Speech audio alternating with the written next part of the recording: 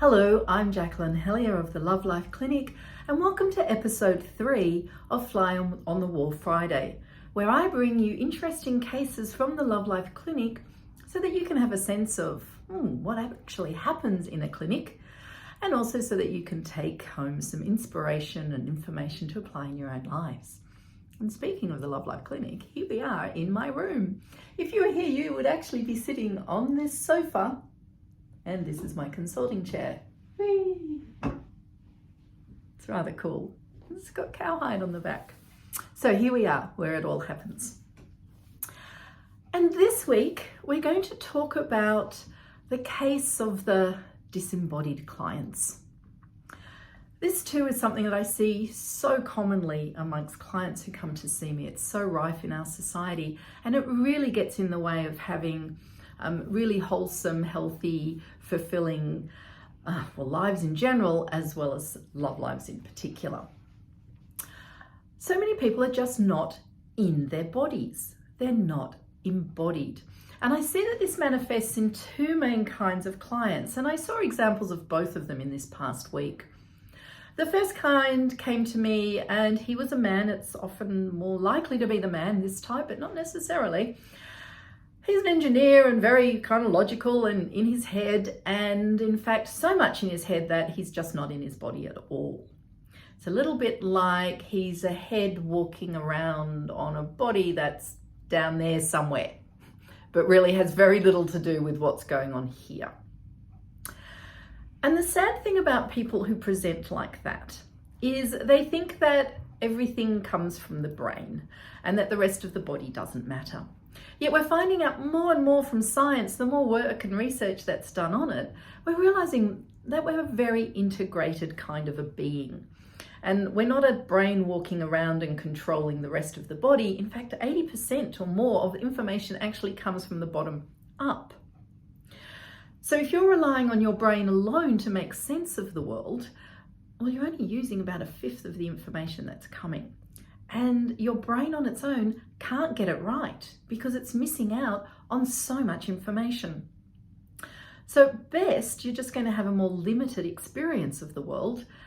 And at worst, anxiety and panic and worry and all of these things that can happen because you're trying to make sense of something without all of the information. And we now know that, we store memories, we have information all through our nervous system and even built into parts of our bodies. We know now that we have small brains throughout our body. We have these neural plexi, one around the heart, one around in the stomach, and one in the pelvis, and that these do operate like mini brains that have specific functions. The heart deals with literally matters of the heart, relating and love and connection. The gut brain is more about safety and action and non-action. Down in the pelvis, well, science hasn't done much work on that particular brain, and interestingly, women have much bigger pelvic brains than men do. But to me, that's something like a very deep knowing, a very deep intuition. And so if we're ignoring what's happening in these different parts of our body, well, we're not getting the right information. If we're trying to make decisions around the heart, but we're only using our brain, we're not going to get it right. If we're trying to make decisions around things to do with the gut, using the brain alone, not going to happen, right? The brain is very good at cognition. It's very good at working with information and making decisions from that, but it's not very good at getting that base information necessarily. And so also it just means that you're just not going to feel as much. So when it comes to something like sexuality, to be trying to engage just from your brain, it's just not going to be good. And in fact, often people like that can get really caught up in the brain, like in fantasies and ideas and concepts, which don't always play out well, or can kind of get stuck inside and mixed up with unresolved and unprocessed and often even unknown emotions and stuff that are going on in the body because they're just not paying attention. So that's one type of client who's not embodied. And the other type of client that we see, and I saw one this week, a female, because more likely this is something that females experience, is to not be in the body because you're observing the body from the outside.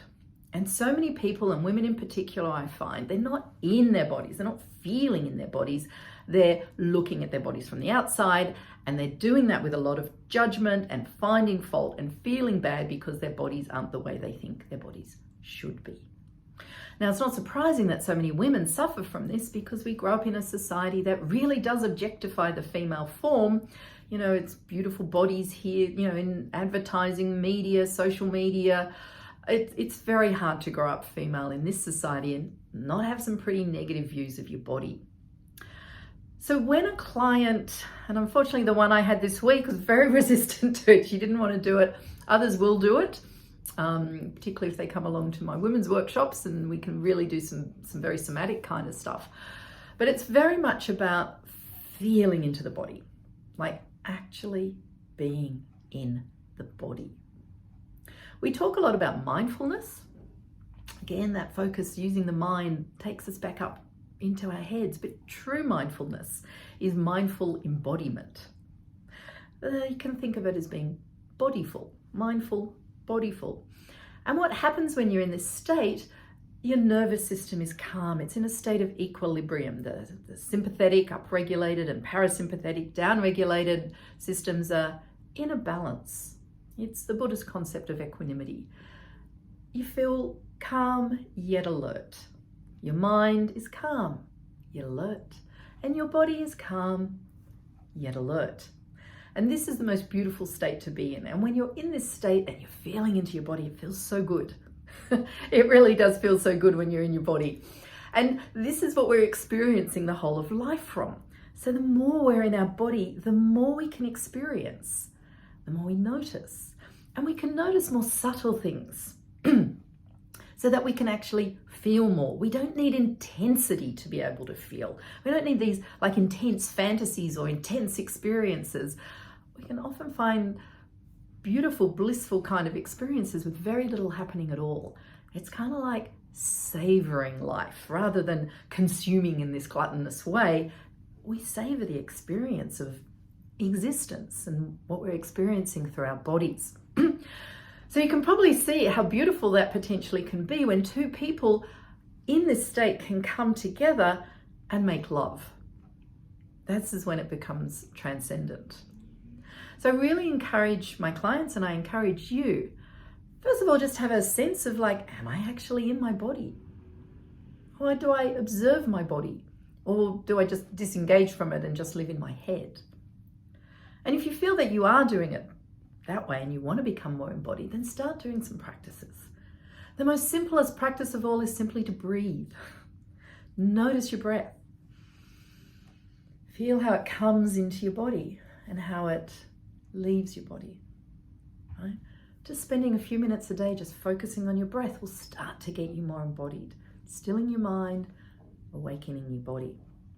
You can also do yoga and Pilates and Tai Chi and martial arts and golf and swimming and walking in nature. I mean, there's so many ways to actually start getting embodied. In fact, every single moment of your life is an opportunity to be embodied because we are always in our bodies. We are always experiencing life through our bodies.